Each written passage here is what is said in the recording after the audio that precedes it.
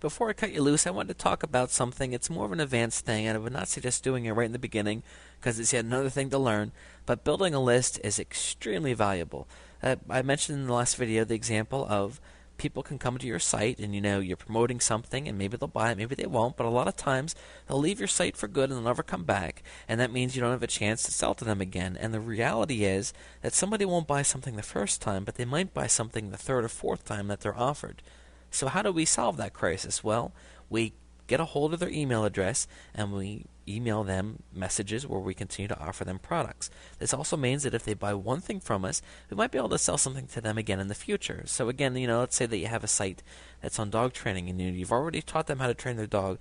That doesn't mean that you can't be offering them, dog collars, presents around Christmas for their dogs, dog food, the list goes on and on. So again, there's a lot of value in being able to sell and resell to people. So how do we do that? Well, I don't know about you, but I don't particularly like to give my email address out to just about anybody. So you got to entice them. So one thing I would do is I would create a free report that you'll give away to people as long as they give you their email address. Or maybe it would be some type of software or a coupon on something. The goal here is to make it as encouraging as possible for people to be willing to give you their email address.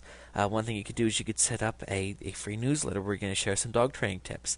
And every time you email them, you give them a tip, and then you point out that that tip is from a book that they can buy. So again, they're willing to give you their email address. It shows that they're willing to trust you, which is also a big deal. So you're going to find that your sales conversion to your list are going to be a lot higher. So again, it's a way to build for the future because you have a lot of traffic today, but who knows, maybe in the future you won't. But as long as you're building a list, that's going to be something you can add to your business as an asset, which can be extremely valuable, especially if you have a list that is willing to buy from you because they trust and respect you.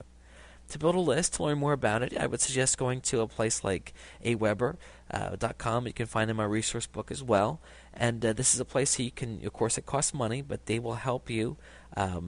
Somebody signs up to your list, they take care of all that stuff, and you just go in there and you plug in your emails, you write them, and they send them to you. It's not like you have to sit there and say, okay, I'm going to send this person this email, this. It does not work like that. It's all automated, so it's pretty cool. So again, I hope that you'll consider it.